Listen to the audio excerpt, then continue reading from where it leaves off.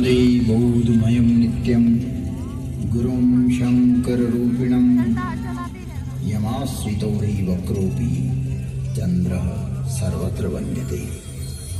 भवानि शङ्करौ वन्दे श्रद्धा विश्वासरूपिणौ याभ्यां विना न पश्यन्ति सिद्धः स्वान्तः स्थलीश्वरम्। तुम त्रिभुवन गुरुवेद बखाना मान जीव पावर का जाना विश्वनाथ ममनाथ पुरारी त्रिभुवन महिमा विदित तुम्हारी।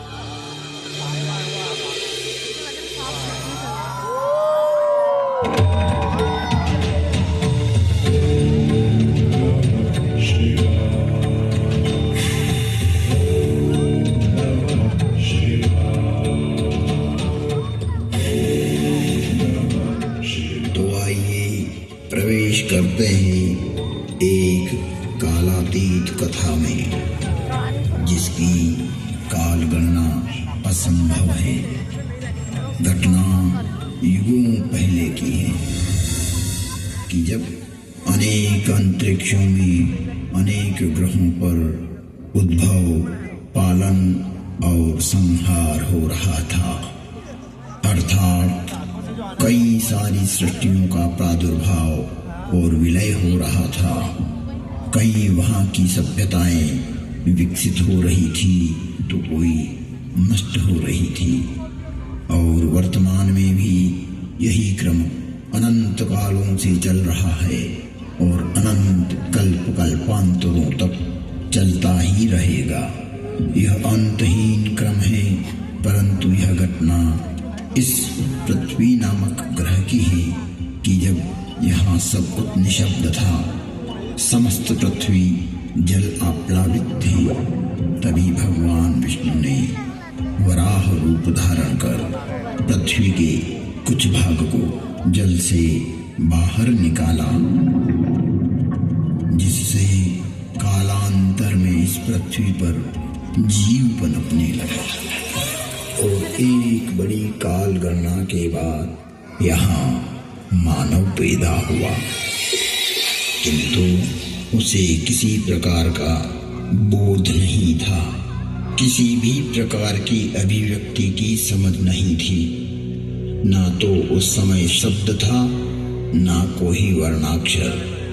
चराचर जीव जगत अपने अपने समूह में एक मूक दृष्टि से एक दूसरे को निहारते थे, लेकिन कुछ भी अभिव्यक्ति नहीं कर सकते थे।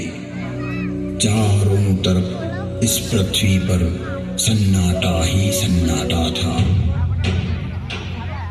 प्राकृतिक स्वरों, ध्वनियों के अतिरिक्त यह पृथ्वी निशब्द थी। ऐसे कई युग बीत गए कि अचानक ब्रह्मा को विचार आया कि पृथ्वी का निर्माण हो चुका है। विष्णु ने अपनी व्यवस्था भी व्यापित कर दी है, लेकिन शब्द की उत्पत्ति कौन करेगा? बिना वाणी अभिव्यक्ति कैसे हो पाएगी? जब ब्रह्मा और विष्णु को प्रेरणा हुई कि देवों के देव महादेव ही इस सृष्टि में शब्द की स्थापना कर सकते हैं, शब्द ब्रह्म का दान दे सकते हैं,